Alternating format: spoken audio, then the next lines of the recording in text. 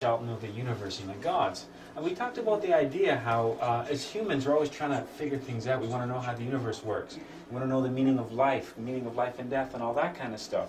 And we talked about how, quite often, we seek those things outside of ourselves. And then we talked about the idea of how many people really take the time to understand who they are, understand what makes them tick. We talked about the idea of taking all that quest for knowledge, that quest for enlightenment, and directing that internally.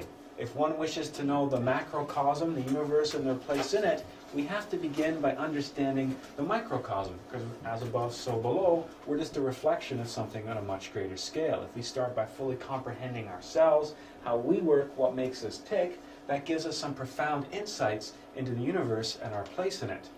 This is something we discussed last week as well. Whoever does not work on themselves is always a victim of circumstances. They are like an insignificant log tossed on the stormy waters of the ocean. We talked about how really we think we're in control of our lives, but many times a lot of the things that happen to us are merely reactions. We simply react to other people. We simply react to the circumstances of life.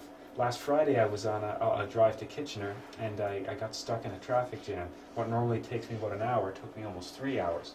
It was a major accident with a transport truck, and that reminded me of the idea that, in the end we just simply respond to circumstances outside of our control. I was feeling anger and frustration and all these things coming up in me for an external circumstance. A transport truck went off the road, and here it was eliciting all these responses in me. So that's kind of what we're talking about here, is we like to think we're in control, but in many situations we're only under the illusion of control. We took that a step further last week, and we arrived at the really significant and profound statement of, we're not even in control over our own mind. We like to think we are, but if we've ever tried to meditate, if we've ever tried to quiet our mind, we quickly discover how difficult that is to do. We're continually assaulted by an endless stream of thoughts, images, memories that keeps us continually distracted. Consequently, we find ourselves in a perpetual dreamlike state. We find that our consciousness is asleep. And that's why when we talk about spiritual paths, we talk about an awakening. It's the awakening of the consciousness, realizing the divine spark inside of all of us. So in the end, although we think we're in control, we're really not. We are born, we have a mission, we have to go from point A to point B, but we find ourselves being regularly blown off course and steered by the waves and the winds. And that's what this quote reminds us of. The path to knowledge in esoteric studies begins by studying ourselves within, and that's basically summarizing some of the things that we talked about last week, that concept of Gnosis ipsum, know thyself.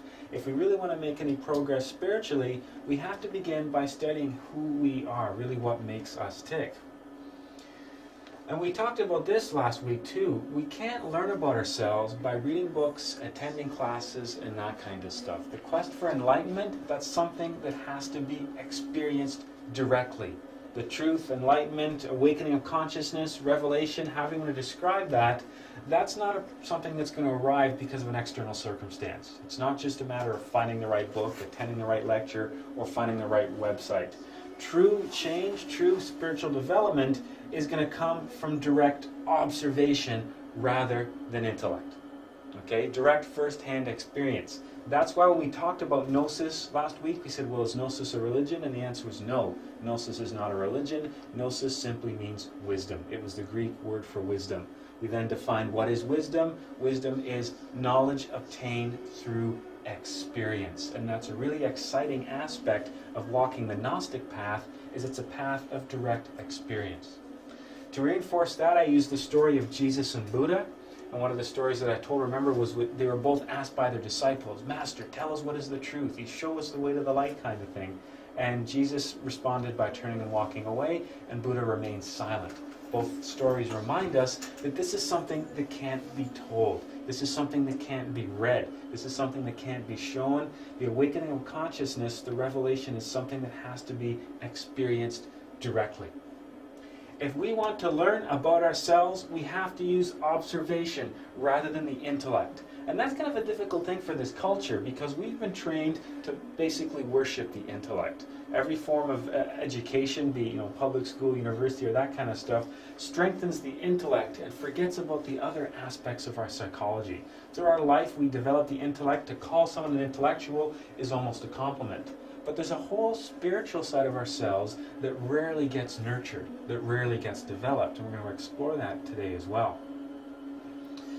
True comprehension comes through direct experience.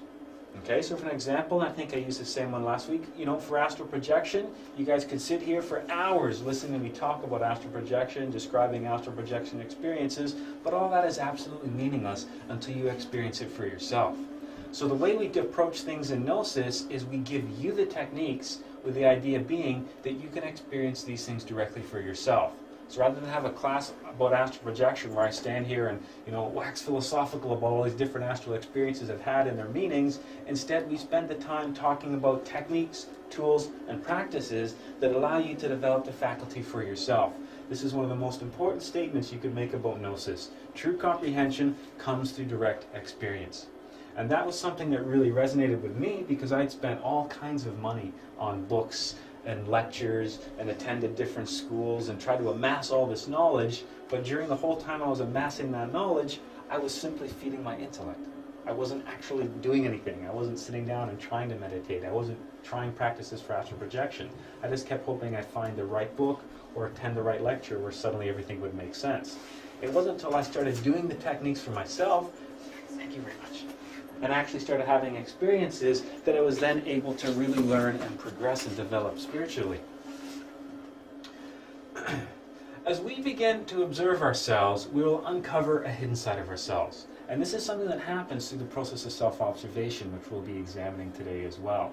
By definition, the average human being has a large portion of their psychology that's hidden from them. That's the whole definition of the unconscious or the subconscious, right? So even if you go study classical psychology, they'll talk about the conscious part of your mind and they'll talk about the subconscious part of your mind. The conscious being this much and the subconscious being this massive section that you are completely unaware of what's happening.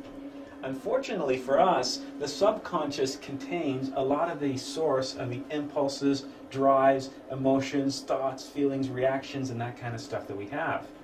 That's why if we ever go to see a psychologist or a psychiatrist, they do things like ask us questions about our dreams.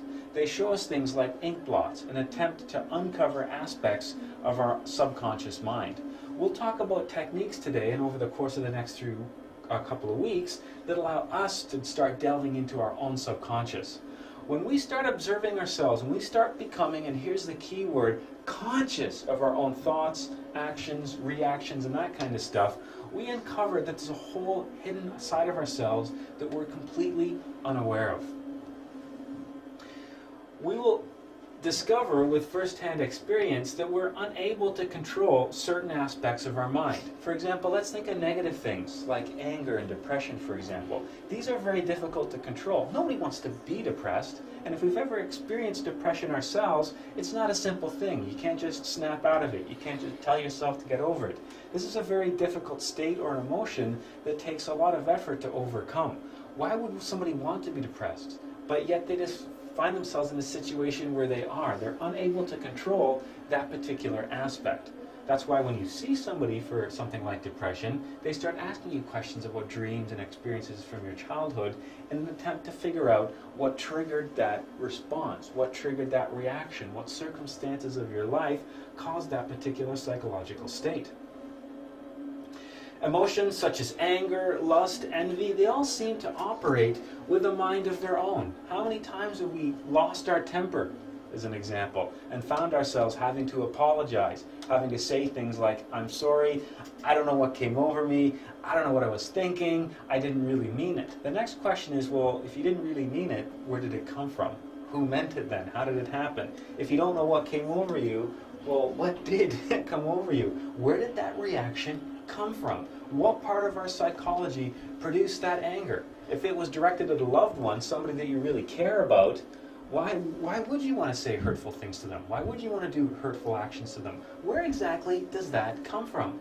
We have all kinds of things like that happening throughout our lives, exhibiting themselves on a day-to-day basis, but we never really stop to question where and why. What is anger exactly? Why did I exhibit that emotion? Where did it come from? What triggered it? And what kind of effects did it have on my surroundings, the people around me? These are questions that we don't ask, but these are questions that we're going to start to ask when we begin by studying ourselves. There's so many things we accept and take for granted about ourselves. And that's the strange thing about being human. We're so critical about everyone else around us. We judge and criticize everyone else around us, but very rarely do we judge and criticize ourselves. One of the most important aspects to develop spiritually is take all that effort that you would direct for judging and criticizing other people and direct that internally. Rather than questioning somebody else, what's their problem? Why are they angry? What are they overreacting like that for? Why are they losing their temper? Instead, directing that inwards when we find ourselves in a similar situation. That's the process of studying ourselves.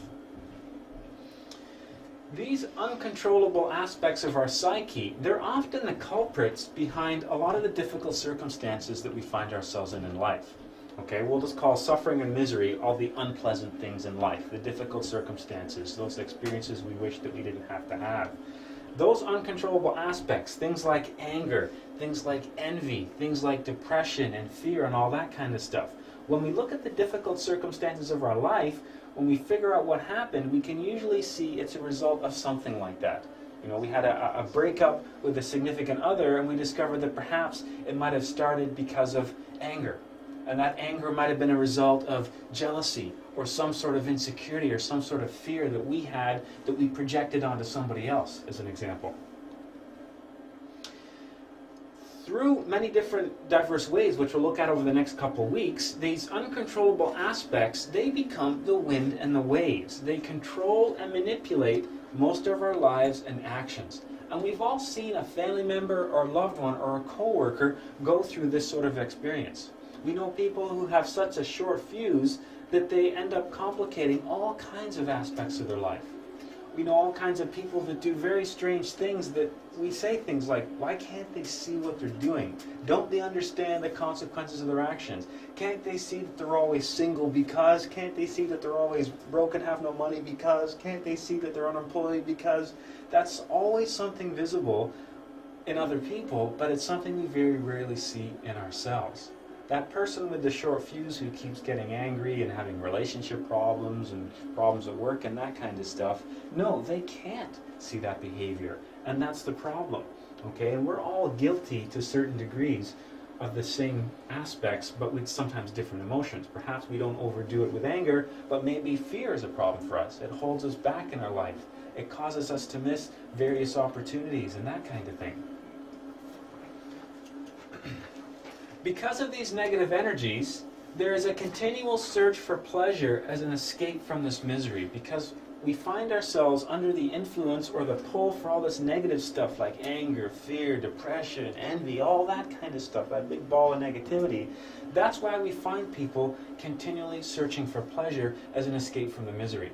That's why as society we become so materialistic, because we look for this happiness to come somewhere else. The happiness can't come from within because we've all got all this negative stuff there. So we look for it in cars and houses and jobs and other people and friends, significant others, that kind of stuff.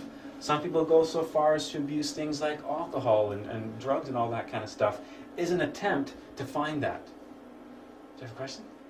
I kind of do. Sure. Don't you think that to an extent sometimes people could be addicted subconsciously to those energies? Yes. Self-pity, anger, and such things, because in your brain chemically it will shoot such hormones that you become addicted just like a regular drug. Yeah. Even though you're not aware of it, you have to keep doing it. Yeah, just like there are some people that, you say, oh, that person's, they think they have such a big ego. They think they're perfect. They think they're on top of the world. They think they're good at everything. There's the exact opposite of that. People that think that they're worthless and think that they're not worthy of anything, and they constantly dwell in that aspect as well. We'll see when we study this a bit further that, yeah, that idea that some of this negative stuff almost sustains itself. When we're angry, and we spend a lot of time being angry, we're more prone to anger. There's almost like a vicious circle that's produced there as that anger literally feeds on itself. And we're going to talk about where the source of all these things come from. So I think you're going to find that this will tie in really soon. we find ourselves constantly shifting between pleasure and pain, highs and lows. We find ourselves and the energies that we carry within our body in a very unbalanced state, because we're constantly going from, being on top of the world, being really happy and enjoying something. Next thing you know, we're over here and we're angry, we're upset or whatever. So we find ourselves like a pendulum, constantly swinging from one extreme to the other as we find ourselves transitioning from the high points to the low points. This is a very unbalanced way of living and causes all kinds of problems, not only psychologically, but with various energy systems of the body as well. That's what the Tao was about. The Oriental system of the Tao was all about finding the point of balance. If you study the Hebraic Kabbalah, the idea of the middle pillar was all about that as well. Trying to find a point of balance. Trying to not be all the way to the one side or the other, but find a permanent center of gravity, a point of balance between those two poles. And that's why, as I mentioned earlier, that's why we find society being so materialistic. We attempt to bring pleasure through possessions, multiple relationships, people, all that kind of stuff. We seek these things externally to try to fill a void that's inside of us. That's why the whole concept of Gnosis te ipsum, know thyself, that's why that's so important. Because if we can clean up the stuff inside, then we can allow that happiness to come from within. Then we can allow that contentment, that peace to come from inside of us, from that divine spark that we all carry within. We don't require it to be something external. When we look at our psyche as a whole, we can break it down into a few major components. Our psyche can be broken down into what I'm going to call 3 main components, and we'll look at these each in detail. The first one is the essence, the second one is the ego, and the third one is the personality. So you can take your average human being and you can split down their psyche into 3 parts: the essence, the ego, and the personality. We'll talk about these in detail. So everybody sitting in this room right now can be broken down into these 3 parts: the ego, the essence, and the personality. So us, the average person walking on the street, they can be broken down into these 3 areas. Okay, so you can take your psyche, split it into 3 chunks. The first one we'll talk about is the essence. Now, interestingly enough, the essence is the consciousness. Okay? You could also call that the immortal seed of the divine within us. You could call it the consciousness, you could call it your higher self, you could call it your unrealized potential, you could call it your soul, if that's what you want to. Those are all words that really mean the same thing. We talked a little bit about this last week. Okay? We're all just a small drop pulled from a large, greater ocean. That drop of water that we carry within, that came from that great ocean which was the source of all things, that's the essence. Okay? That's the consciousness, the divine spark, the soul, for lack of a better term, which is how the Christians would refer to this. Okay? The immortal seed of the divine we all carry within us. Inside every single human being is a part of something much greater. Okay? You could call it the life force that we carry within us. It doesn't matter, it all really means the same thing. It's all just semantics, all words that mean the same thing. The interesting aspect of our consciousness is it represents our unrealized potential. Okay? It represents our higher self. It represents our divine self. Okay? It's the seed of the divine within us. It hasn't fully developed yet. And we're going to explore this concept today as well, because that's something that we really need to cultivate. It's the seed, it's the unrealized potential for who we were supposed to be and who we really could be. And the essence is something that we're born with. It's kind of like our life force. From the moment of conception, we have the development of the essence. And it's the essence that kind of sees us through the various stages of our life. It's always there, and it's something that's present in every living human being. But there's something interesting that happens with the essence. So it's something that we're born with. It's like a seed that's planted in the ground when we're born.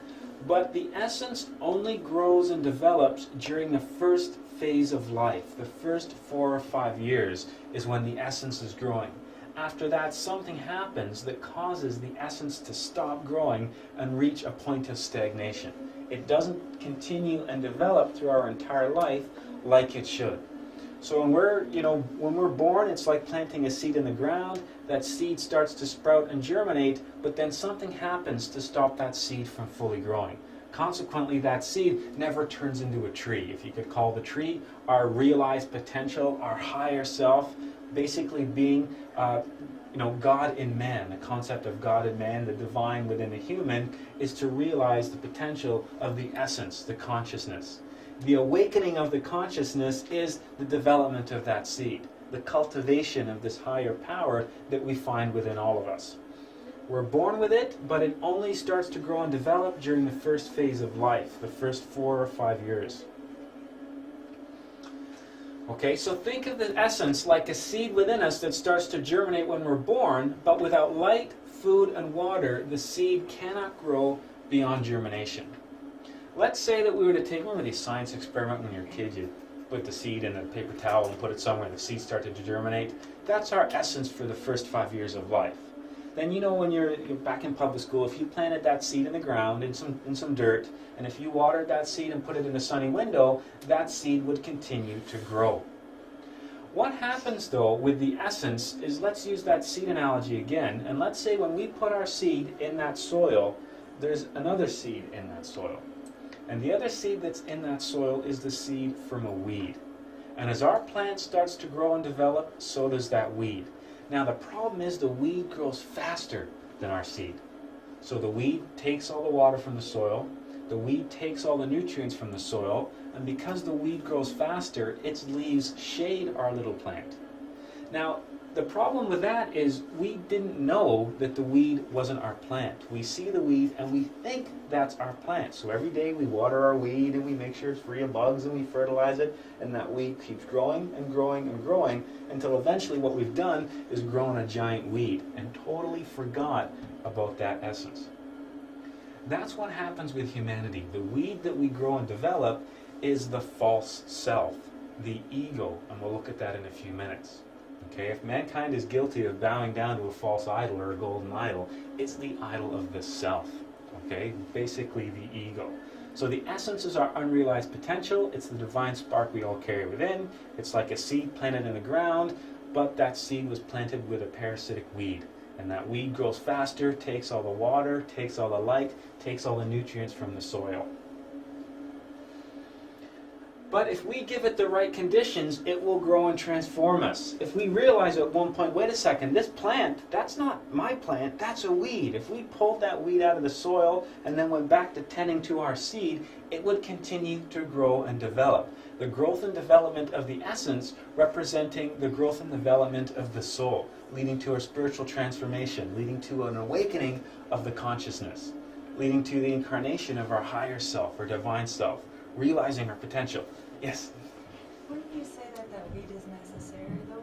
As if if you don't see the dark side, you won't really recognize the light side? Potentially, yeah. It's a part of being in this physical planet. Like you can't. It's always going to be there, so to speak. So it's necessary in the sense that this is something that every human being has to face. It's something that we all have to go through. Turn on the light during the day in a bright place, would the light really matter if you didn't know the dark or darkness? Yeah, that's an interesting argument. Yeah, you could say that. As if one depends upon the other in order for you to grow. They both definitely have to exist. Yeah, one can't exist without the other. They both have to exist. The interesting point in being human is we kind of straddle. We've got one foot in the light, one foot in the darkness. And it's up to us to decide which way we get to go. That's the interesting aspect of being human. When you look at the higher intelligences that are pure light, that's basically what we call angels, right? The intelligences that come from the higher dimensions. When we look at the entities or the intelligences that are pure darkness, that's what Christianity called demons. So you've got beings of light, beings of darkness. We straddle both worlds, and it's up to us to decide where we go. Okay, that's the problem with being human. We have free will. We can feed the weed, or we can feed the essence. The problem with being human is it's not always apparent which one is which. And unfortunately for many people in humanity, they have identified with the weed and they've forgotten about this side of themselves. And that's why self-observation is such an important technique, and we're going to look at that today. It's the ability to identify this aspect of ourselves. It's the ability to look at a thought or an action or an impulse and say, where's this coming from? Is this coming from my higher self, the essence? Am I about to feed and water that divine side of myself? Or is this a darker impulse? Is this coming from the other side? Am I about to feed and water that parasitic weed? That's what we're going to look at. Through the growth of the essence, we achieve inner self-realization of the being. Okay? Through developing that divine spark, that's why we called it the seed. It's the divine seed we find within. We can literally develop and grow that essence and achieve a different state of being, achieve a state of self-realization, achieve a state of awakened consciousness. Okay? That's something every single human being is capable of doing. We just have to remove that which prevents the seed from growing, which is the whole aspect of the ego, the false self. We have to work on our psychology to remove that which prevents the essence from growing, and that's the aspect of the ego, and we'll look at that in a minute. Now, the key word here is we have to work on our psychology. This isn't going to happen automatically. We've been identifying with that weed for so long that we don't even know what this is. We're so far disconnected from that divine spark, from that voice, that we forget that it's even there. And I think I used this analogy last week. Imagine yourself in a crowded room, and in this crowded room, in the corner, is a small child. That small child represents the essence. That child knows the right course of action. That child knows what to do and when to do it, how to think, how to help, our fellow man, how to help ourselves. That child knows all the answers. But the problem is, other than that child in the room, there's 100 other people. And those 100 other people are shouting louder than that child, and they're getting in the way. We can't even notice that tiny child in the corner. We've even forgotten that they're there. We're too busy noticing all these other voices clamoring for our attention. Remember last week we said the average human has between 30 to 40,000 thoughts a given day? All those different thoughts are like different people screaming for our attention. We end up identifying with the loudest person and stop and listen to what they have to say and having a conversation with them. We've forgotten all about that small child in the corner. Now, if we could shut up everybody else in the room, which is a technique we use with meditation, learn how to quiet the mind, if we could turn off every other voice, we could focus on that small child and hear what it has to say and hear what it, where we have to go in life and what we have to do and our mission and all that kind of stuff. We have to remove that which prevents the essence from growing, and that's the ego. We have to learn how to kick all those other people out of the room so it's just us and that inner child representing the essence, the divine spark, that drop of water that we carry within, pulled from that great universal ocean. The ego steals the vital energies from the essence, which trap the essence and prevent it from growing. That's that idea of the weed growing beside our seed, where the weed steals all the water, the weed steals all the nutrients from the soil, the weed and its big leaves steal the sunlight and keep our plant in the shade. That's the aspect of the ego representing the darker side of our psychology. Our essence then becomes trapped within the various egos that we carry within. Every little ego that we have, whether it be anger, envy, fear, lust, whatever you want to call it, they all have a part of our essence. They're all literally feeding off the energies of the various systems in our bodies. And we'll look at the various energy systems in a couple of weeks. So rather than feeding that essence, it never gets any food. Okay? Because we spend the whole time identifying with the various numerous egos that we have. It's like having a big angry dog in your backyard that you're terrified of and every day tries to attack you, but every day you're constantly throwing stakes out the window. That dog's just going to get bigger and nastier and that kind of thing. And there's an old Native American fable of, there's basically an Indian chief talking to a small child, and the Indian chief's talking about how that there's a white wolf representing the essence, the consciousness, and a black wolf representing the darkness. And we carry the white wolf and the black wolf inside of us, and they're constantly at war for a domination over who we are as a person. And the small child asks the native elder then, which one wins? Does the black wolf win or does the white wolf win? And the elder responds with, well, it depends which one you feed, because we all have that choice. Okay, do we want to feed the divine side of ourselves, or do we want to feed the darker aspect of ourselves? Every time we identify with anger and we surrender to that anger, then we're feeding and sustaining it. Every time we identify with fear, every time we feel that impulse, then identify it, then we're feeding that fear.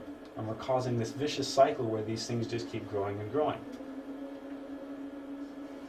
When we look at things from a Gnostic perspective, when we break down our psychology, we end up talking about the fact that we can say that we're basically 97% ego and only 3% liberated consciousness.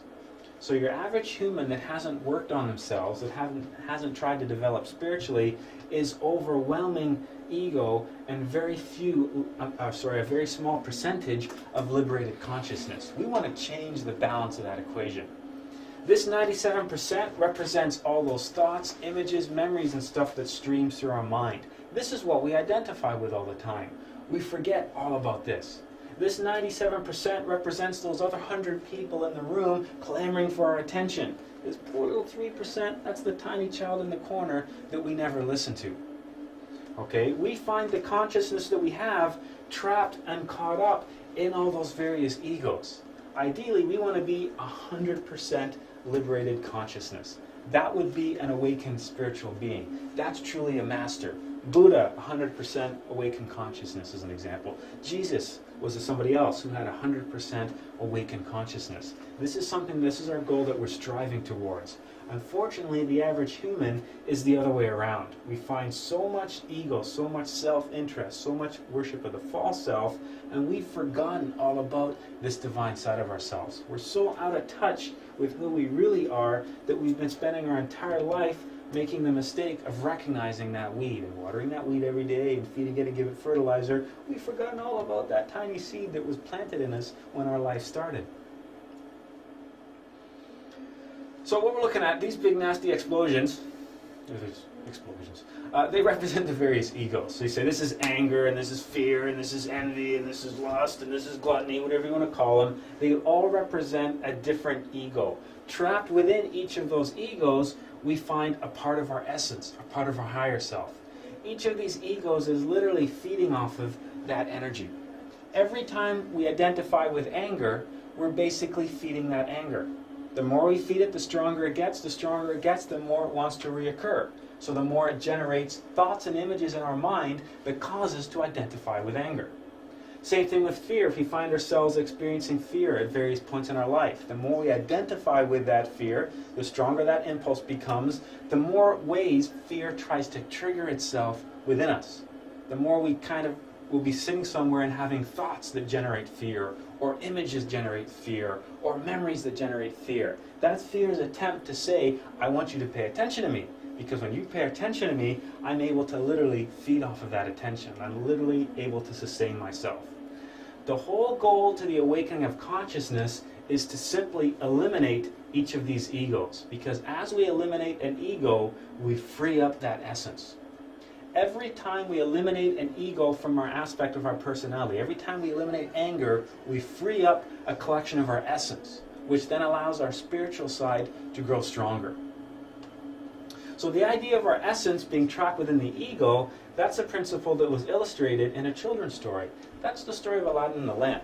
Okay, this is actually a couple thousand years old. This tale goes back a long time. It's just popularized by Walt Disney.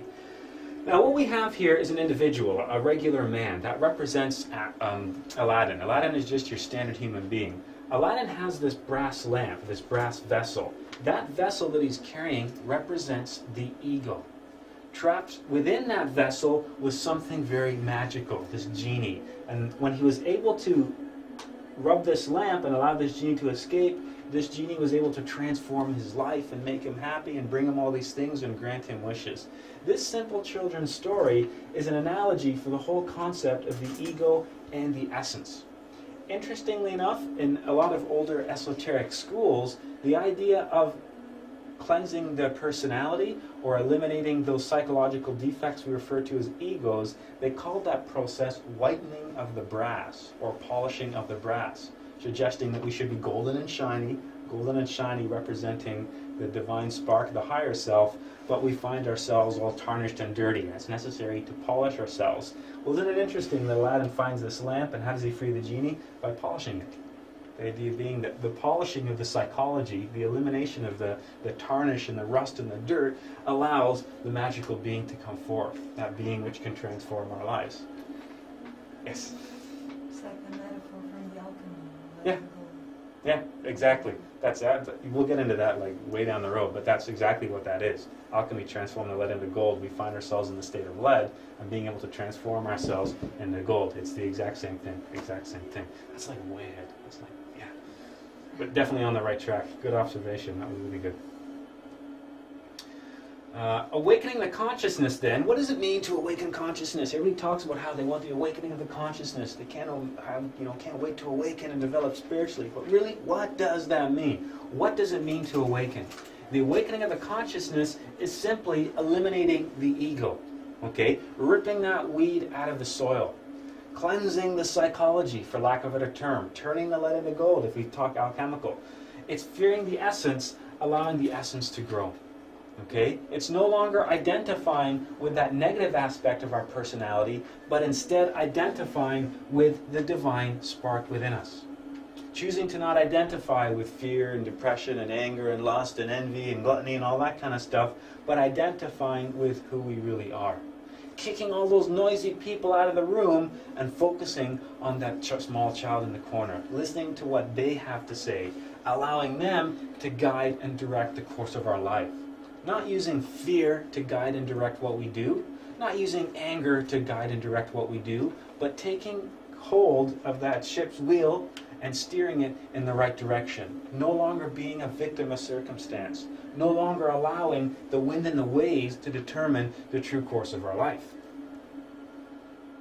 And whoops.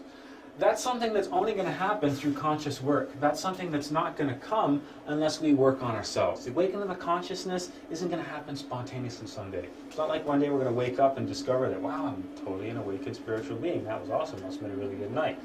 Okay? That's something that we have to do to develop ourselves. That's something that comes through a slow process of working directly on our psychology.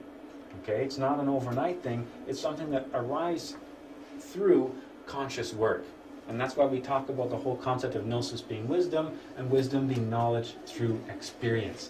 That knowledge comes as we grow and develop that essence. Can we experience the truth, the awakening of the consciousness in this state right now?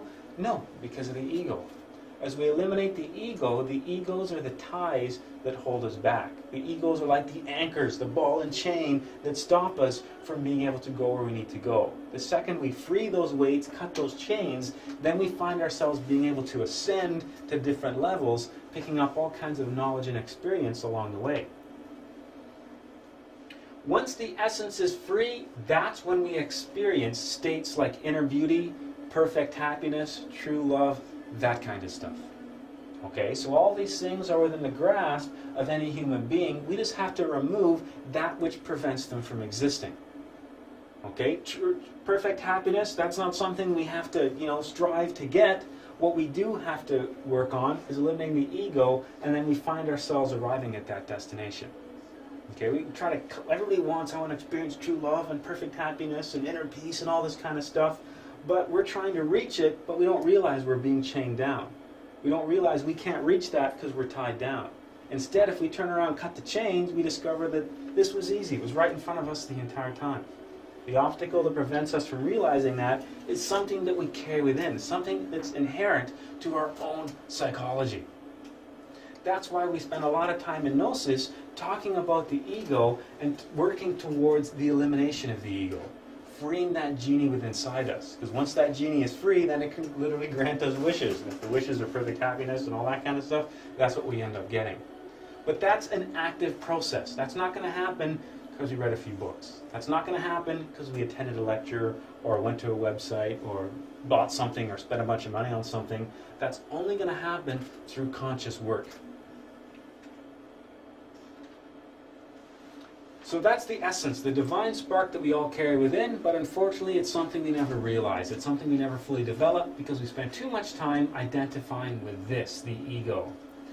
It turns out that we don't possess a definitive individuality.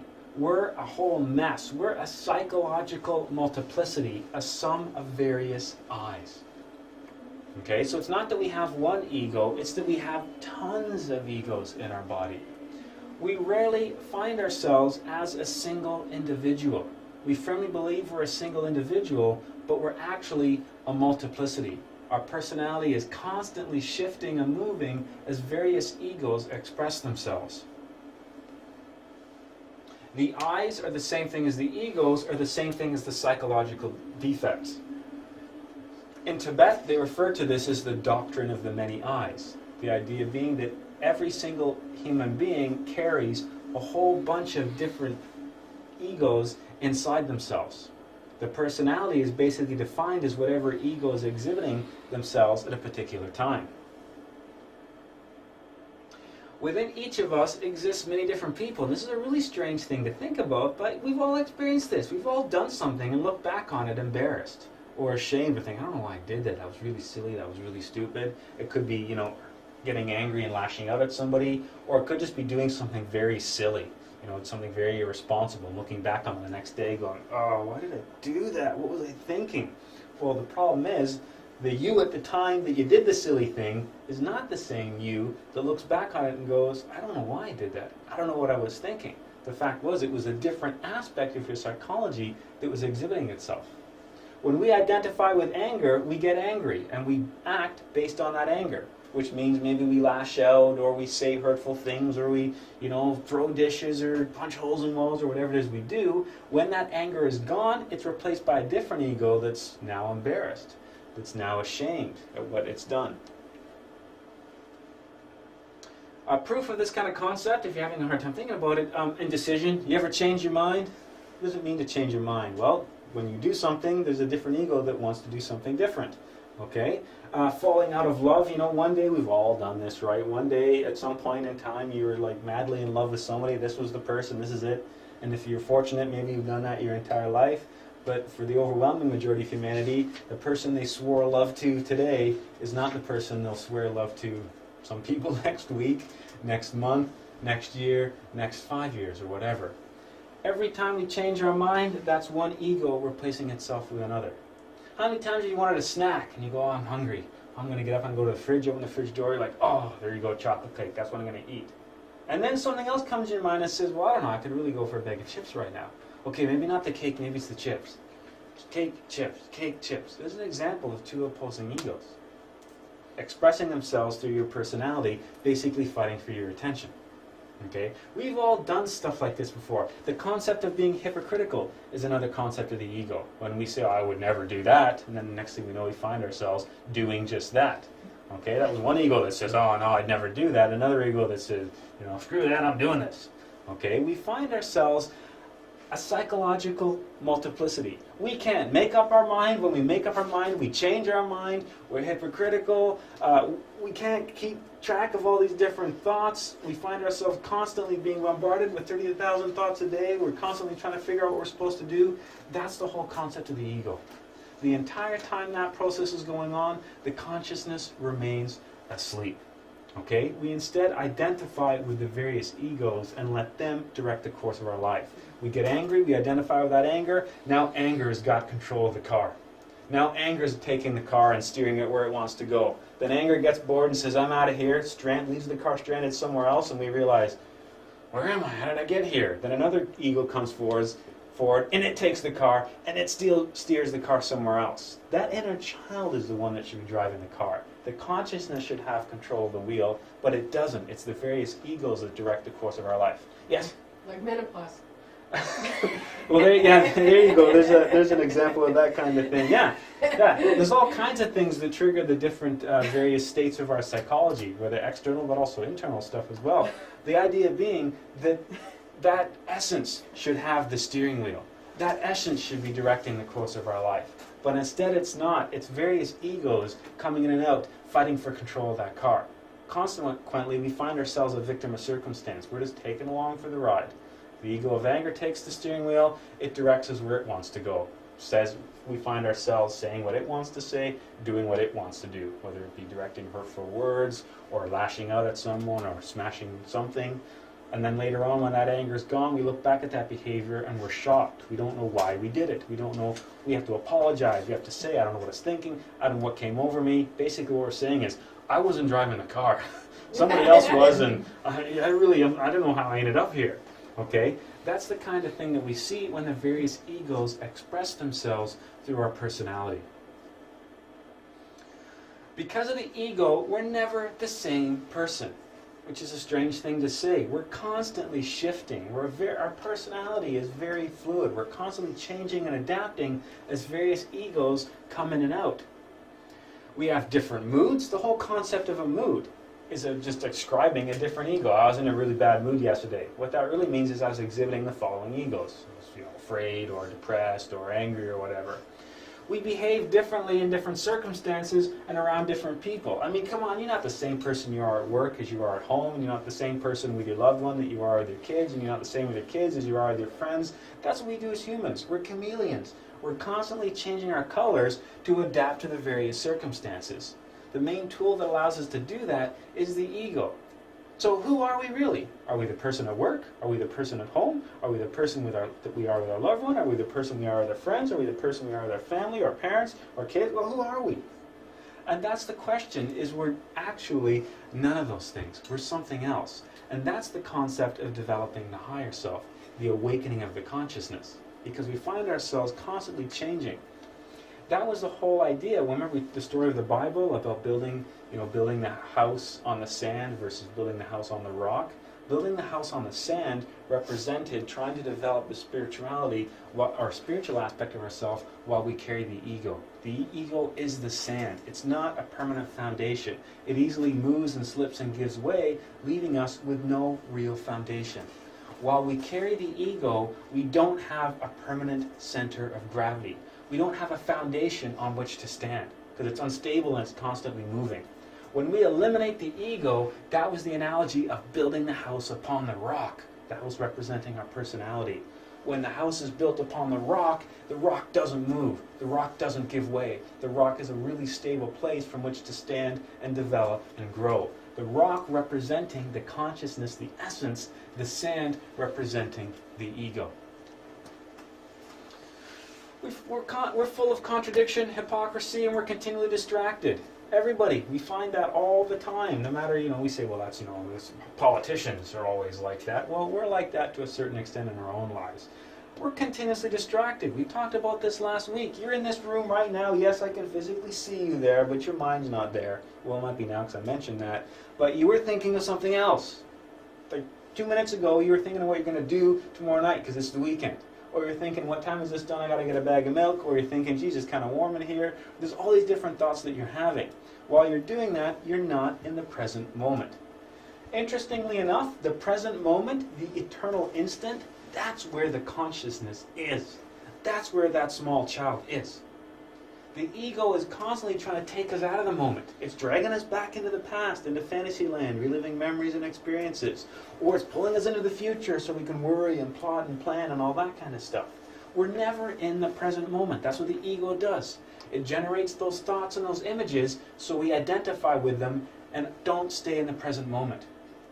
Okay? Life is like a corridor. All we got to do is start this end of the corridor, the long hallway, and go to the other end. That's our goal, that's our purpose, get from point A to point B. And along that hallway, there's all these television screens. And the television screens represent the egos. All we have to do is walk in a straight line. That's the purpose of our life, get from here to here. It sounds pretty simple. You take a step and, oh, hang on, something caught my attention here. You stop, you sit down, you watch this television screen. And then you realize, no, I'm supposed to get to the end of the hallway. And you walk another couple of feet and, oh, something good on this TV. And you stop and sit down and watch that television screen. The ego continually distracts us in an attempt to keep us out of the present moment, in an attempt to prevent us from identifying with that essence, the divine spark. Because when we identify with the essence, we're feeding it and starving the ego. When we identify with those TV screens, then we feed the ego at the expense of the essence. And the ego wants to be fed. The ego wants to take control of that car. Because when the ego's in control of the car, we're feeding it. We're allowing it to sustain itself. Consequently, the ego traps our consciousness, controls our lives, and causes us to sleep profoundly. The irony of being human is right now you're saying, well, I'm not in bed, I'm not asleep. The irony of being human is right now you're asleep, but firmly believe that you're awake. Life is a continual dream. It's just full of distraction. You may have heard before the concept of all the world Maya. It's just an illusion. Everything you see before you is an illusion. It's a distraction. It doesn't exist, and it's not really here. which is a really strange concept. We'll explore that at different levels throughout the course. But yes, everything you see before you is one giant distraction. You're staring at the TV screen right now. And if you think of, this is where, if you get, really into it, this is where, if you've ever seen the Matrix movies, this is where these ideas we see being expressed over and over again, that's where this comes from. Okay, these are just different expressions of spiritual principles that have been in play and across thousands of years of civilization.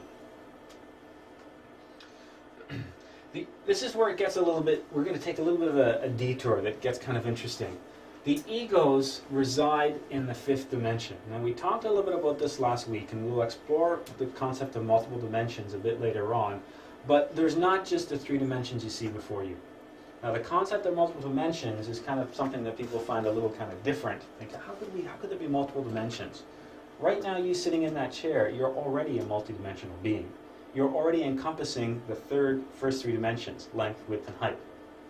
And not only that, you're encompassing the fourth dimension as well, because while you sit there taking up length, width, and height, the fourth dimension of time streams through. Okay? It doesn't stop at 4 dimensions. There's different dimensions that exist above that. The fifth dimension is the dimension that exists right after time. Okay?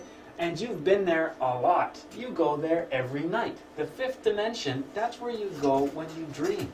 The experiences that you have as dreams when you're sleeping are you walking around in the fifth dimension. We'll look at this a bit later on. People that have deceased, that have passed on, can be found in the fifth dimension. Okay, the egos themselves, that's where they come from. The egos reside in the fifth dimension. Each one we have to think of, and this gets a little bit strange and kind of alarming, we have to think of each one like a separate entity. Okay, we're like a marionette, a puppet on strings, and the puppet master sits above making us dance. The puppet master is the egos from the fifth dimension controlling us down here in the first 3 dimensions. Okay, they make us dance and do what we want to do, which is the same thing as taking the car and driving it around. They enter and leave us according to the opportunity available to them, and they take their food from the various energies that we have in our body. Things like our psychic or mental energies and that kind of stuff. We'll look at a bit in a couple of weeks at the various energy systems our body has, but the egos actually sustain themselves. They're attempting to generate those thoughts and images so we identify. When we identify with anger, we let that ego of anger enter in our body and take control. Okay? It's like they're waving us down on the side of the road. We stop, open the door, and let them get in the car. Okay? The egos, they're not a part of who we are. They're not a part of that higher self. They're not really a part of who we are, but the mistake we've made is identifying with them. We think that they're us. Remember that saying, the biggest trick the devil played on humanity was convincing them they didn't really exist in the first place? That's the same thing.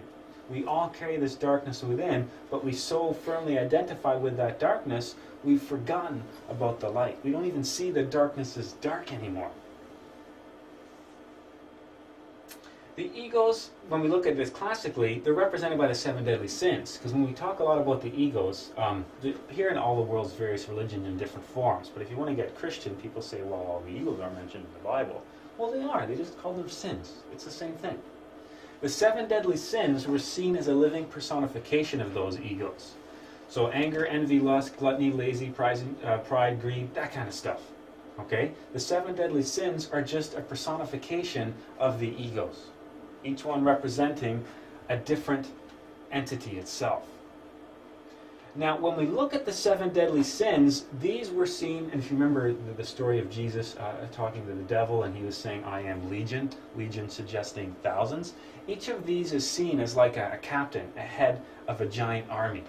So anger might be the general, but underneath anger is hate and bigotry and all that kind of stuff. Discrimination would all live under there. Okay? When Jesus cast the 7 deadly sins from Mary Magdalene, remember that was one of the stories, we had Mary Magdalene that was the prostitute. When Jesus cast the 7 deadly sins from Mary Magdalene, what was really going on there is he was dissolving her ego and liberating her essence, which was the awakening of the consciousness. So he was basically freeing her higher self. Yes? Are you saying that the egos are like demons or separate entities? You could kind of think they're not demons per se. We'll explore that like a lot farther on, but they're a negative aspect of the psychology. They're not like a demon per se, because a demon becomes something else. But is it if your vibration is low, you're attracting that to you?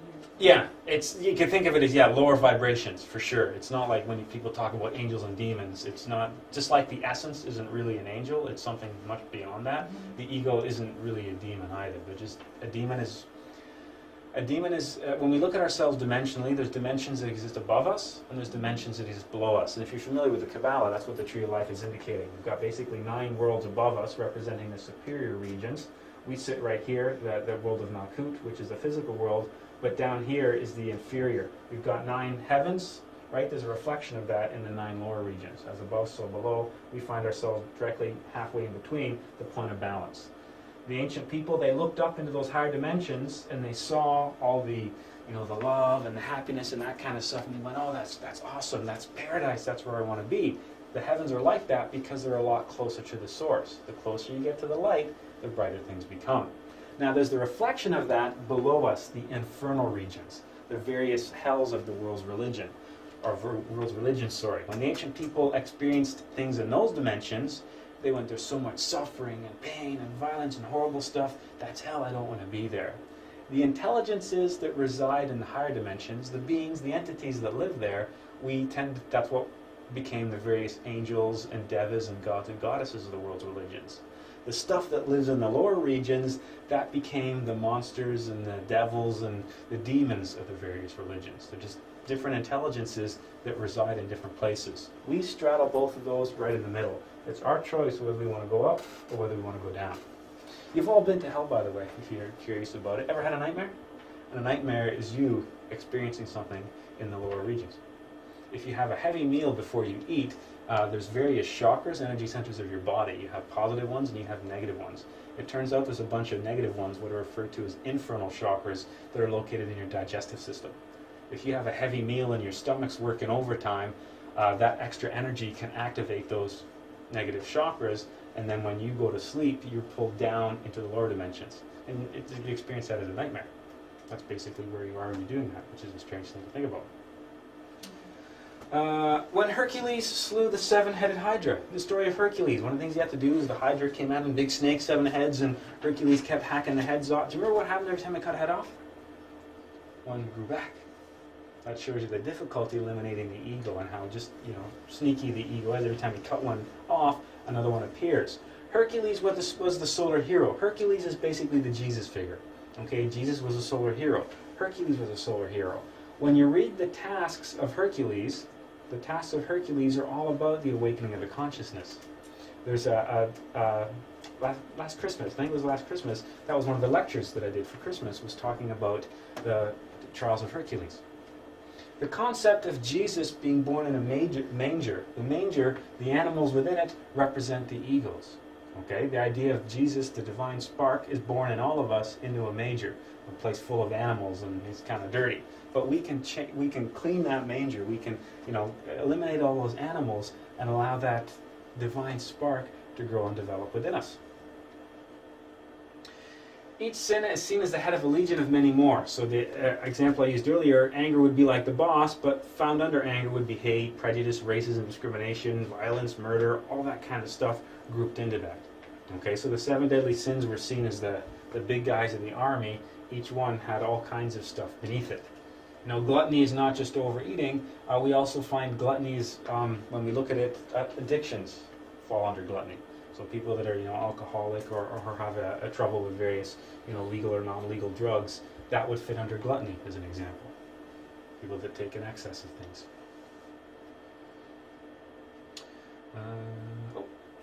When we find, one of the issues that we see when we examine the ego is each ego fights for supremacy and wants to be in control. That's why we find our personality such a dynamic and shifting thing. We're in that. Let's take the analogy of that room. Remember we said there's 100 people in the room and a small child in the corner? Let's say it's not a room, it's a car. There's 100 people in the car all fighting for the steering wheel. What kind of course do you think that car takes? Just drives all over the place. Kind of like our thought process. Kind of like the thousands of thoughts and images that fly through our mind each day. Each thought and image is directed from a particular ego in an attempt to get us to identify with it.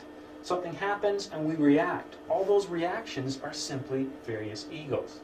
Somebody pushes our button, which what really means is somebody does something which causes anger to manifest within us. So somebody pushes our buttons and we lose our temper. That's anger, basically taking control of the car and taking it where it wants to go. Our egos manifest through the personality triggered by internal and external factors.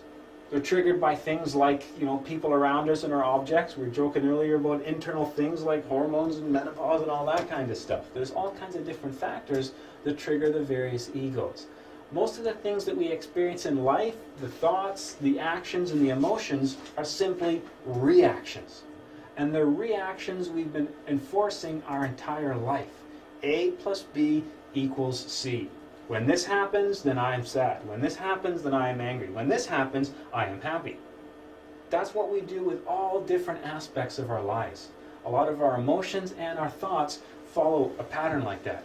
And that pattern is something that has been developed over the various course of our lives. The type of parents we had, the area that we grew up in, the experiences we had, they all molded those sets of equations of A plus B equals C. And we carry hundreds of different equations within us where the equals part is just a different ego. When this happens, if I insult you, you feel angry. If I compliment you, you feel happy. You get cut off in traffic, you get angry. You find some money on the ground, you get happy. Okay, that's what our emotions are. For many cases, it's just simply a reaction to a circumstance. A circumstance could be a person saying or doing something, or it could be something like, an inanimate object, a traffic jam, as an example. Traffic jam, I am late, therefore I am angry. That's the equation. When I was in that traffic jam Friday, I was able to experience that. Like, wait a second, I'm getting short-tempered, I'm getting angry, I'm getting frustrated. Why? Because it's a traffic jam. Because that's the way I've reacted my entire life. Because that's the way that I'm programmed through previous experiences and behavior and education and upbringing, society. That's the way I'm supposed to react. We change our mind because one ego is replaced by another. We react in situations and then regret what we have done when one ego is replaced by another one. For example, imagine quitting your job because of anger, getting into a fight and doing the whole, take this job and shove it, and you're feeling, happy, and I finally, told that person where to go, and I finally stood up for myself, and then you're going home, and then it hits, how am I going to pay the rent? Oh, that was a really good job, and it had a lot of benefits. What did I do that? I can't believe I did that. Same thing with reacting in anger and breaking up with someone. Fine, this relationship's over, I don't want to see you anymore. And then a couple days or a couple weeks go by and we find ourselves missing that person. Why did I do that? I probably shouldn't have reacted like that. That's all examples of the different egos, the various fluid aspects of our personality. We fall in love with someone and then the relationship dissolves, or we find situations of infidelity because the egos change. The ego that swears love for someone today is not the same ego that might be there next month, next year, or a couple of years from now.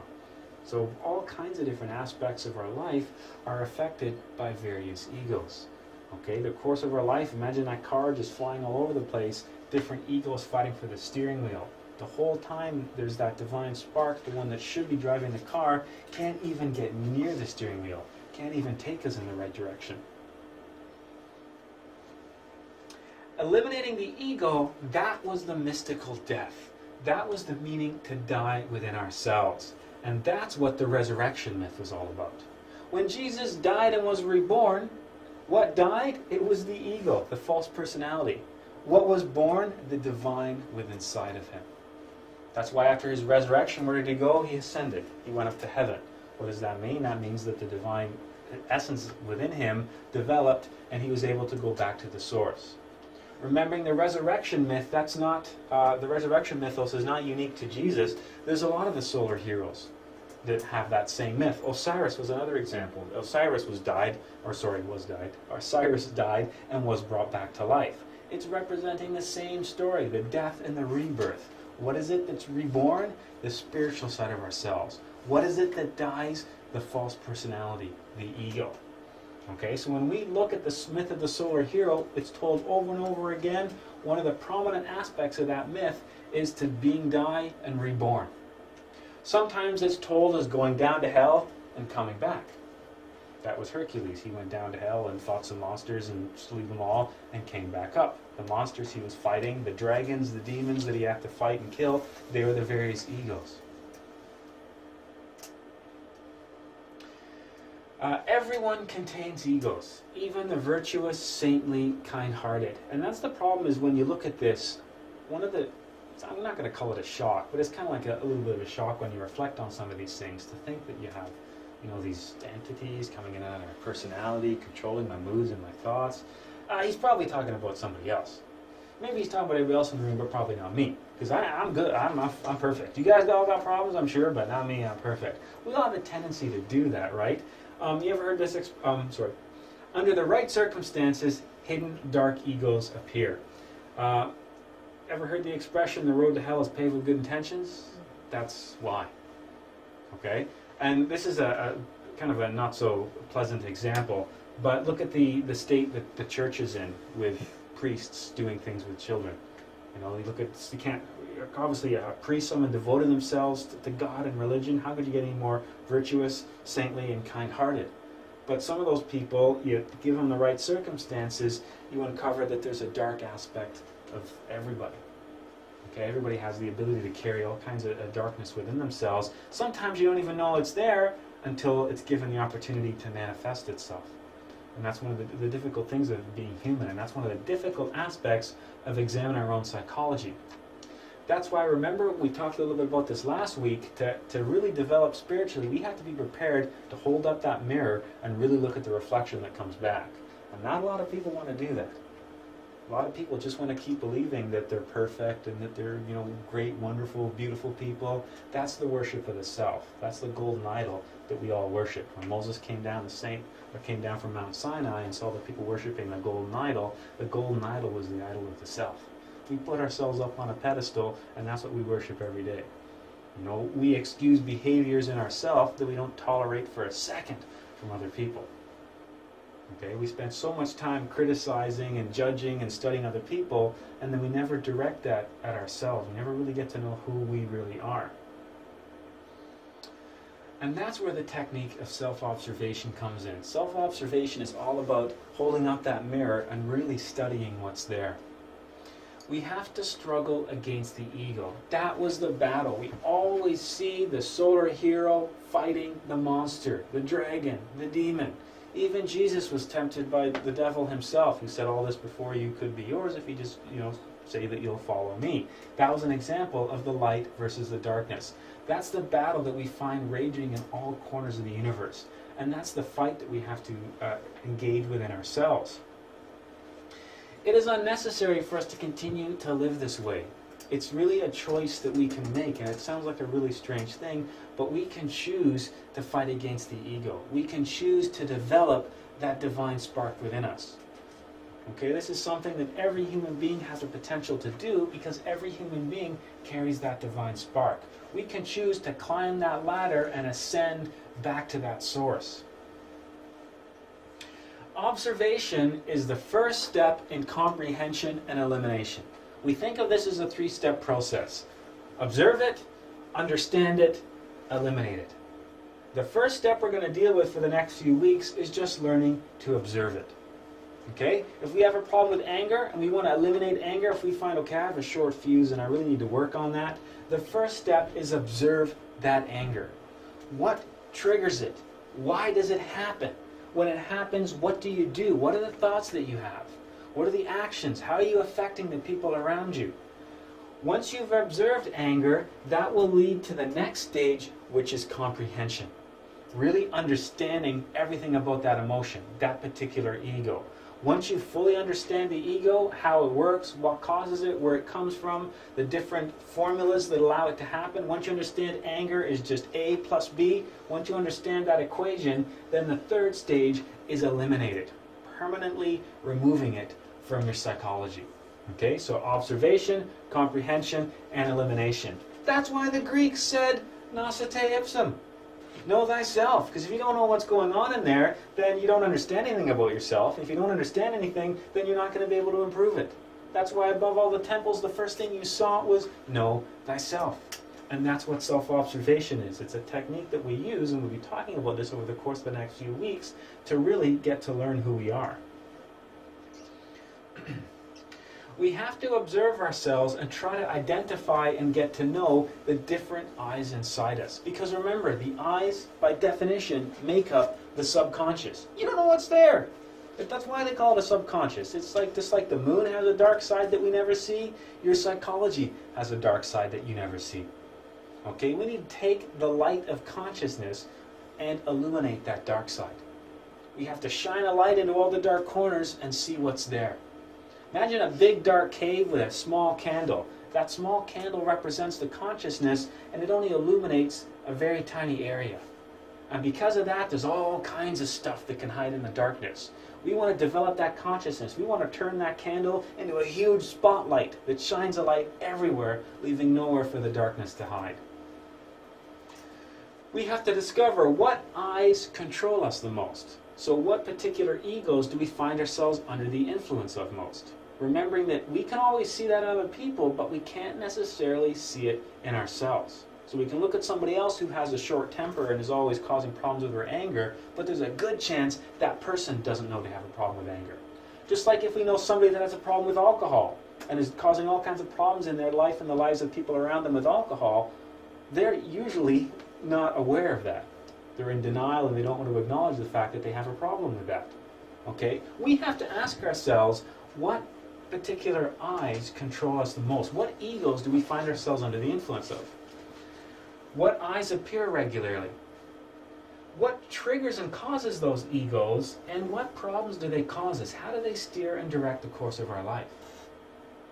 Okay, so when you look back over a particular day, what emotions were there? What thoughts were there? What triggered them? Where did they come from? What was the result of those thoughts or those emotions? The way to think of this is we have to be alert like a sentry in a time of war. A sentry is the guard, and he's on lookout, and he's waiting for the enemy to appear. That's what we have to be like. We have to be waiting for the manifestation of a particular emotion or a particular thought.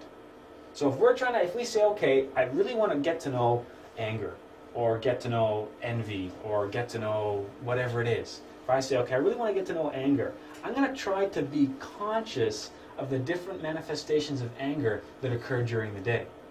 I'm going to be prepared and waiting for anger to happen. And let's say I work with somebody who's really annoying and they drive me crazy. And the second I hear their voice coming around the corner, I'm like, wait a minute. There's anger. I felt that. Okay, I know what this is caused by, but now why am I reacting in anger? What is this anger trying to do?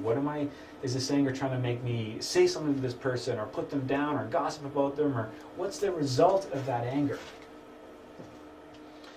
We have to observe ourselves in action from instant to instant, moment to moment. That's the goal, okay? That's a state of continuous consciousness. That's going to take some practice, to be constantly aware of our thoughts, our actions, and that kind of thing.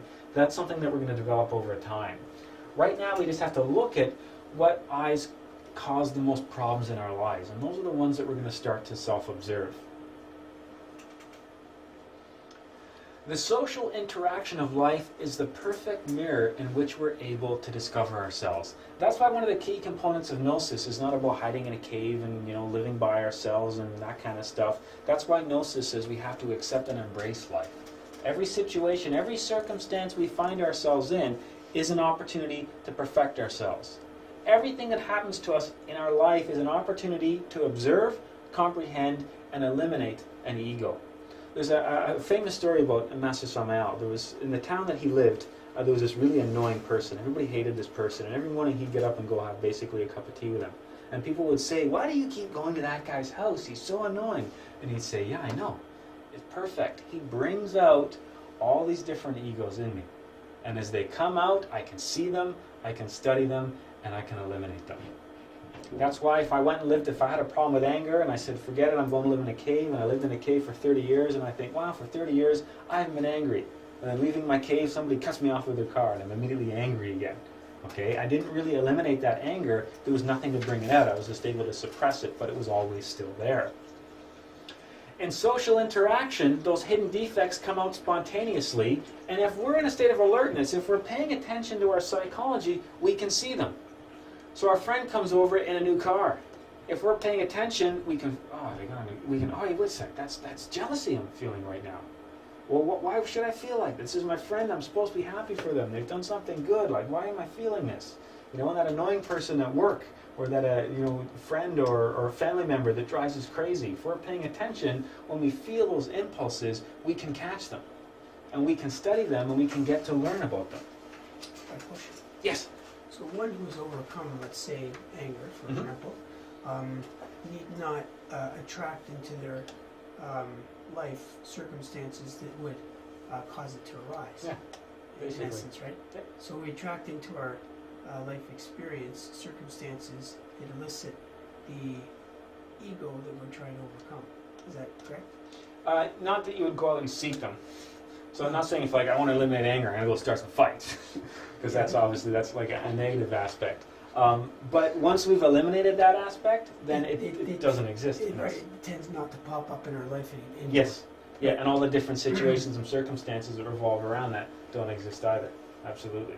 Okay. We have to become conscious of our own thoughts, feelings, and the effects that other people produce in us. And that seems such a counterintuitive thing to say. Of course I'm always aware of my own thoughts and feelings. Well, really? Because if we were all aware of our own thoughts and feelings, we'd never be angry, we'd never be depressed, we'd never be sad, we'd never say anything we didn't do, we'd never change our mind. But the fact is we still do anyway. We have to start looking at it a different way. We have to start observing those things. And that leads us to the last thing we'll talk about briefly, and that's the personality.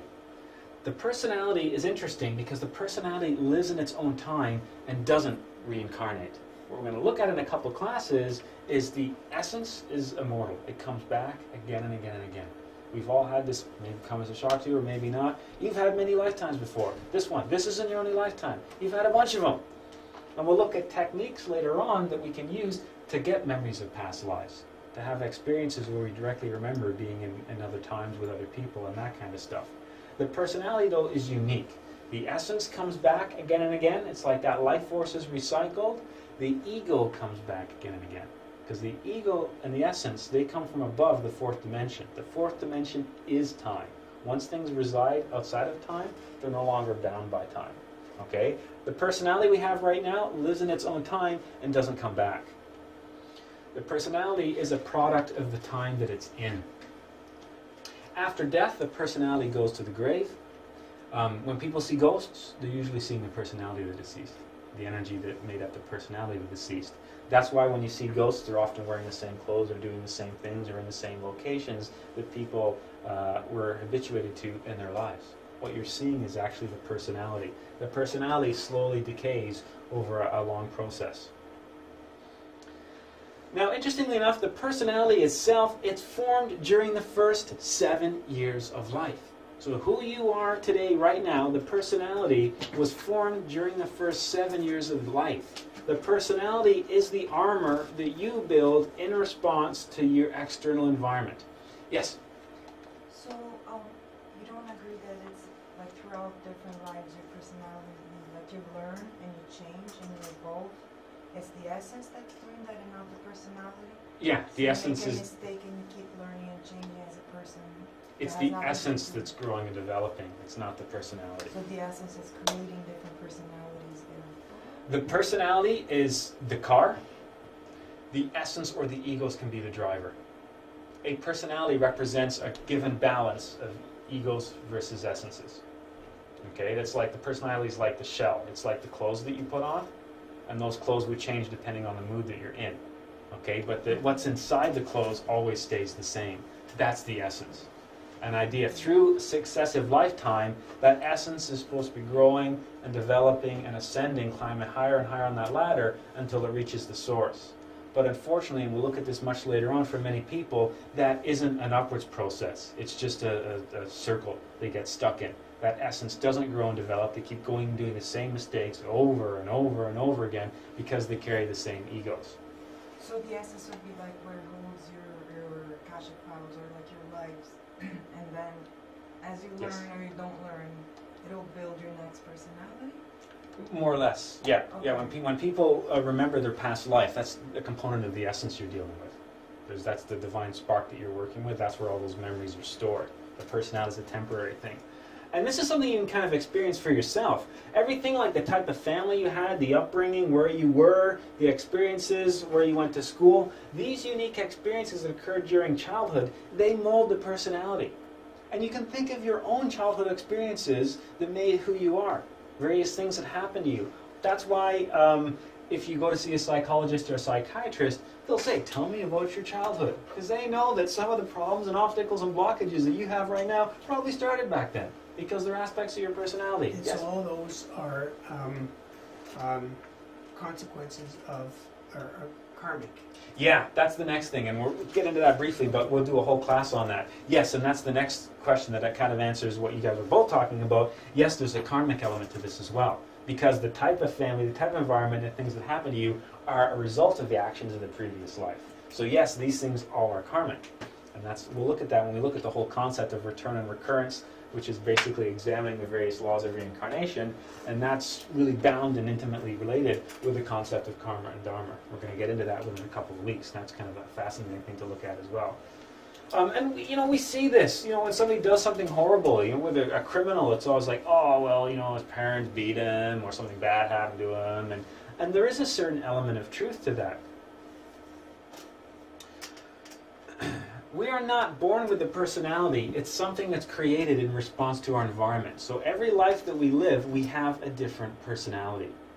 Okay? But we always carry that same animating principle, that same divine spark, and until we eliminate them, we're always connected to the same egos. So consequently, from lifetime to lifetime, we can find ourselves making the same mistakes over and over again. Instead of climbing that ladder up to the source, we find ourselves just stuck in a loop at the bottom, just spinning or treading water, never actually going anywhere.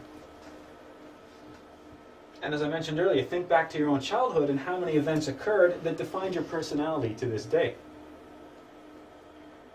The personality is simply a vehicle of action that can be driven by the ego or the essence. The personality is the car. The question is, who's driving it? The driver can either be one of the various egos, or the driver can be the essence. Yes? Say in a past life I was, let's pretend, a very, very angry person and I killed a bunch of people. And then in another life I was a very angry person and hurt a bunch of people. Yeah. And then in this life I'm a very angry person and I keep killing people. Yeah. Wouldn't that be kind of a trait of my personality that goes along and doesn't Well, die? the way karma works though, and we'll look at this a bit later on, if in a past life you're a very angry person that killed a bunch of people, odds are in this life you'd be a victim of that. So you instead would be, you'd be on the receiving end of that, and that's the universe saying that's the energy you project out into the universe. The universe is like a mirror, that's what you project out, now that's what's coming back in an attempt to teach you a lesson. Hurting people is bad, killing people is bad. See how much pain and suffering this caused? Naughty, naughty, slap, slap, don't do it again. The problem is, the ego doesn't care. It keeps doing it over and over again. And But that's, repetition in personality throughout lives. sorry? But repetition, like having similar personalities, that wouldn't really happen, I guess. There might be some, because in the end the personality is a vehicle of action. The personality is basically inside, because, and we'll see this when we look at return and recurrence, the law of return and recurrence, because oftentimes we're bound to the same egos, what you're describing there is basically true as well. That our personality is going to be quite similar. If we have a problem with anger, because we spend all that time feeding the ego of anger, that's going to be a really big ego, and every time we come back, that ego's right there with us. So anger would be a part of our personality. But if, doing bad things, karma often steps in and makes us be on the receiving end of that, in an attempt to correct that behavior, in an attempt to allow us to observe that ego and to understand it. That's why everything that happens to us in life, especially the bad things, is an opportunity to grow and develop spiritually. Okay? We should never, and that's we'll look at this, when we get all talking about aspects of, reaping what we sow and that kind of stuff. We should never protest against the things that happen to us because it's just a reflection of stuff we've put out into the universe. Instead, we should use it as an opportunity to study what that's related to. What part of that do I carry within myself? How could I have caused this before? And how can I observe it, comprehend it, and then work towards eliminating it? Because, as we'll see later on, to eliminate the ego is to eliminate the karma that's attached to it as well. Yes? Not to get into dreams and all that, but lately I've been having a lot of dreams healing, and I think it's because of the past, my past. It could be. And then I'm so related into the military and all that. Could that be what it's like the karma and all that too, or Possibly. like my past life? Yeah, possibly. Who knows? A lot of aspects of our dreams as well can be from past lives. I don't know, because lately it's been like elements and like I've been healing family members. It's pretty intense. Yeah, who knows? You could have been. And then like lately too, it's like between my dreams it's like healing, then the next dream's like military, and then back to healing, the military, and then back to healing. Yeah, who knows? But that's one of the things of working with self-observation is analyzing that. And we'll see later on, a couple classes ahead as well, that self-observation is not just stuff you do during the day when you're awake, but it's your dreams as well. Looking into your dreams to ask that exact question: what does this mean? The healing thing. How is it? Am I seeing reflections of this during the day? And trying to sort through all that stuff. In regular humanity, the personality is driven by the many egos who are all fighting for control of the car. The personality is the car. Who's the driver? You're either going to have the egos or the essence driving that particular car. The personality is just a puppet that's controlled by the various egos. The personality is the puppet, just the marionette. The puppet masters are the egos, the ones controlling the strings. We want to reach up, cut the strings off, so we can be a legit. And it's an interesting story too. The story of Pinocchio is fascinating because it's all about this. It's an old tale that goes back a while, and Pinocchio wanted to be a real boy representing the higher self, the awakening of the essence. He was a puppet on strings. We'll examine the Pinocchio in a couple of weeks because it's fascinating. There's all kinds of alchemical symbolism and stuff in there. The sum of all egos forms the personality. So all the different clothes that you put on represent all your different egos. That forms the sum total of your personality. As a result, the personality is fluid and has many different depths as we take off various clothes and put new ones on. Just like we change our clothes every day and appear to be different on the outside, psychologically we change our clothes regularly as well. The clothes representing the different egos. So you have some homework. Try to examine the mistakes and difficult experiences of your past. I don't mean relive them and relive the same emotions and difficult experiences, but just try to understand the things that happened and try to identify the egos that caused them. Now, it might not be the ego in you that caused it. It might be the ego in somebody else. Let's say at one point you were a victim of violence. Well, I'm not saying what did I do to cause this violence, but what ego was responsible for that situation? It might be anger in somebody else. Okay, well, is that anger, is that situation developed any anger within you, as an example? So just to give it a little bit of thought, just to try to, think a little bit about this and confirm some of these things for yourself. Because remember, the whole aspect of Gnosis is you don't have to believe any of this stuff. The idea being with Gnosis is you'll think about it, you'll arrive at your own conclusions. So you need to experience the ego directly in yourself, and then go, okay, I know what the ego is. Not because I said, but because you experienced it. You experienced the anger or the fear at some point during the next couple of weeks and going, hey, there's something in me where is this coming from? Why am I reacting like this? If you have a fear of spiders as an example, or snakes or something like that, why? They're not going to hurt you. Why would you react with that response? What purpose does that response serve? Any more questions? Okay, last week we just worked on a basic aspect of meditation, which was concentration. Okay, remembering that when we're trying to do a meditation, the key is to stay in the present moment, to stay in that eternal instant, and to not identify with the egos. We now understand that the thoughts and images that are going to appear in our mind, they're the various egos trying to get our attention. We should see those thoughts just like cars on the street. They drive by, we don't identify with them. Every time we identify with a thought, that's like waving a car down, getting in it, and letting it take us for a ride. Okay, we can't stop the thoughts at this point yet, but we don't have to identify with them. They're just like clouds in the sky, they simply pass us by. We should see ourselves at the center of a wheel with everything else revolving around us. We're separate from it. We don't have to identify. Okay? But it's kind of like a tug of war. We know at some point we're going to identify. And we're going to get caught away with a thought or a memory or thinking about the weekend or something. That's okay. Just bring your attention right back to the present moment. It's like a constant tug of war between the past, the present, and the future while we're trying to stay in the present. The more you keep anchoring your concentration, your attention back to the present, the more likely you are to stay there. Okay? And the other key to meditation that we developed a bit last week was the concept of relaxation. Concentration and relaxation are key to reaching the deeper states of consciousness that we need to achieve if we want to do things like remember past lives, astrally project, and that kind of stuff. Okay, so we're going to start by finding a comfortable position we can maintain for the next 15 minutes. Keeping our back nice and straight, because one of the key things we learned last week was the proper use of breathing. So we're going to start by working with the complete breath, which we learned last week. A slow, deep inhalation through the nose until our lungs are completely full. We couldn't squeeze another drop of air in. And then a slow, gentle exhalation, also through the nose, until our lungs are completely empty, pushing our diaphragm all the way in to eliminate all the air. For the next few minutes, we're going to direct our attention, our concentration to our breathing as we practice the complete breath. Relieving all our thoughts, our worries, the distractions of life. We're leaving them in the door upstairs. We'll pick them up on the way out, but for right now, they're just an illusion, a distraction. They don't really exist. All that exists right now is our breathing. The only thing that matters is our breath. The only thing that's real is our breath.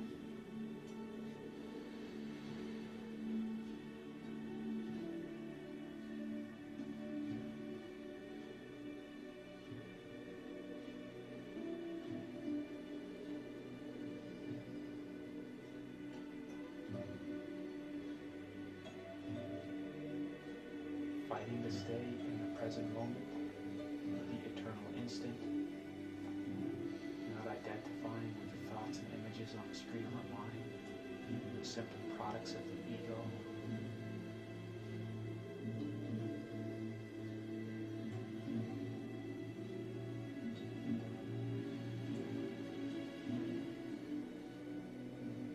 When we stay in the present moment, when we don't identify with the ego, we feed and nourish the essence.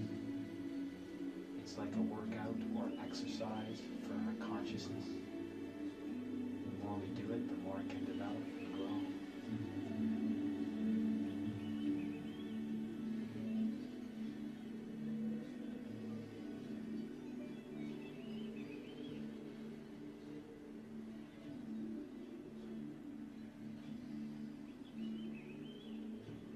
And as we keep our breathing slow, deep, and rhythmic, we're now going to focus on relaxing the body, starting at our toes, relaxing all the muscles in our toes, feeling the muscles go loose and slack, bringing that sense of relaxation into our feet, relaxing all the muscles of our feet, feeling the muscles go loose and slack, bringing that sense of relaxation into our ankles, feeling our ankles relaxing, keeping our breathing slow and deep, bring that sense of relaxation into our calf muscles, feeling the muscles of our calves relaxing, feeling the stress, the tension leaving them, bringing that sense of relaxation into our knees, relaxing the muscles of our knees, feeling any pain, discomfort, or tension melting away as the muscles relax.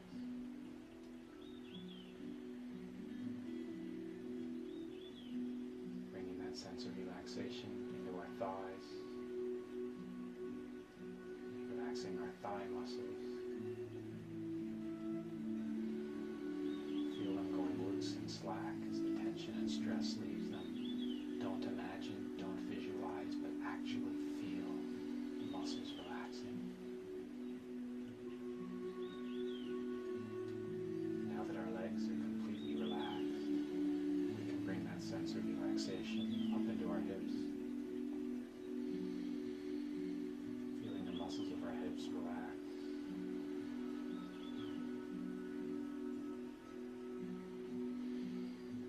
Bringing that sense of relaxation now into our lower back. We carry a lot of stress and tension with our lower back.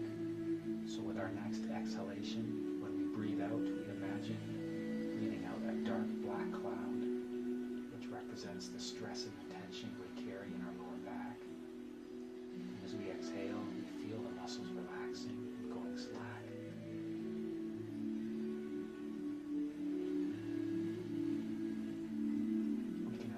that sense of relaxation around to the muscles of our stomach and abdomen. Feeling those muscles relax and go slack. Feeling the stress and tension leaving them.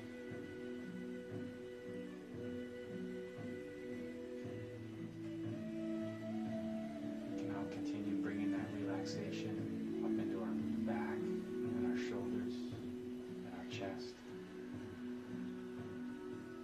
Feeling the muscles relax. Feeling our shoulders drop down slightly as the stress and tension leaves them.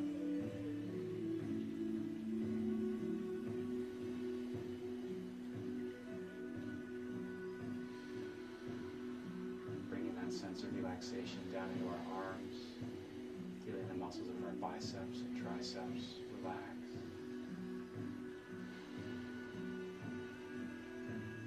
Feeling our elbows relaxing. Relaxing our forearms.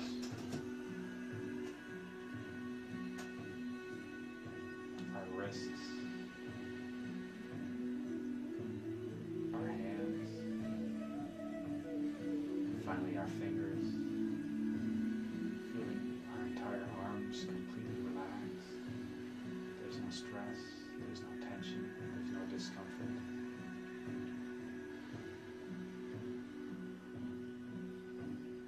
We can now bring that sense of relaxation up into our neck, relaxing the muscles of our neck,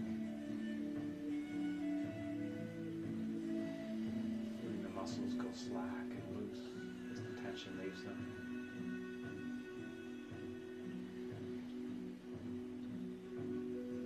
Relaxing our jaw muscles, feeling our jaw drop down slightly as the stress and the tension leaves.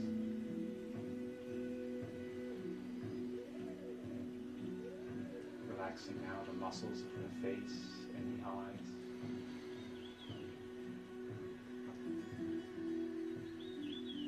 Bringing that sense of relaxation to our forehead. Finally, all the way to the top of our head. Our entire body is completely relaxed.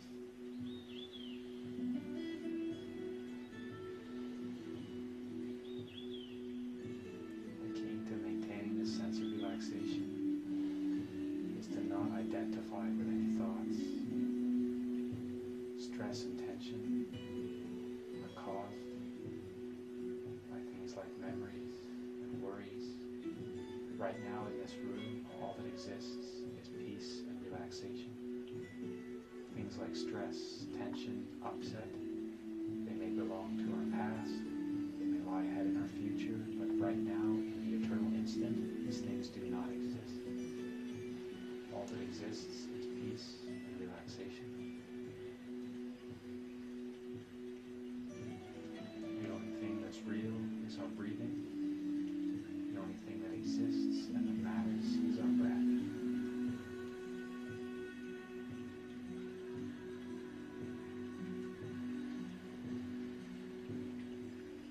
I'm going to spend the next few minutes trying to concentrate solely on our breathing without being distracted. Trying not to move, fidget, or shift position, but to hold this state of relaxation and concentration on our breathing. If we find ourselves identifying with another thought, that's okay. Just bring our attention right back to our breathing.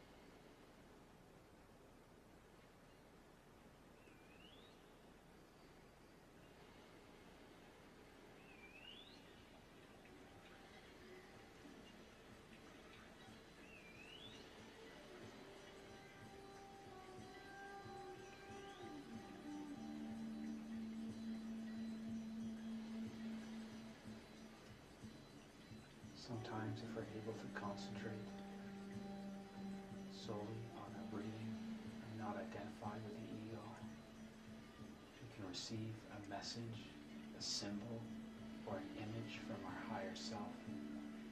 That's the essence, the small child trying to speak to us. If we have a challenge or an obstacle or a problem in our life we need to solve, doing a simple meditation and not identifying with the ego oftentimes will allow us to see a new perspective, perhaps even a solution to the problem. The key is learning to quiet the mind. It's a process of tug of war. If we are persistent, we always win. Fighting to stay in the present moment, using our breathing to hold us in the eternal instant.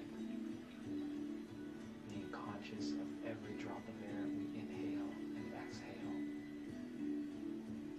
Normally throughout the day, breathing is an entirely unconscious action. We're completely reversing that right now. Breathing consciously with awareness.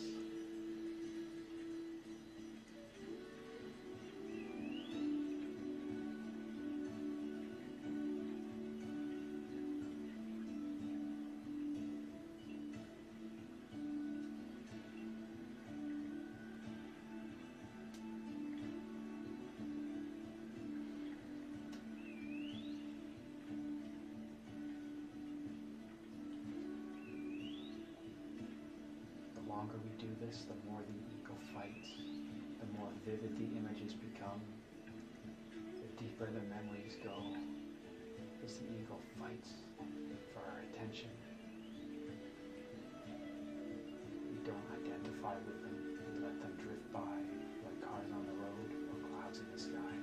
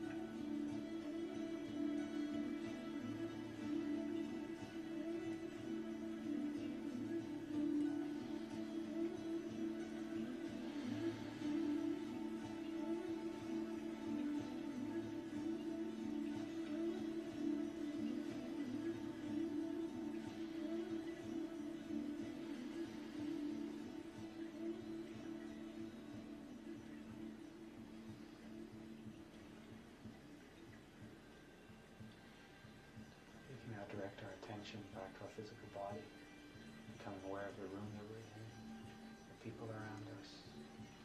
Open our eyes and begin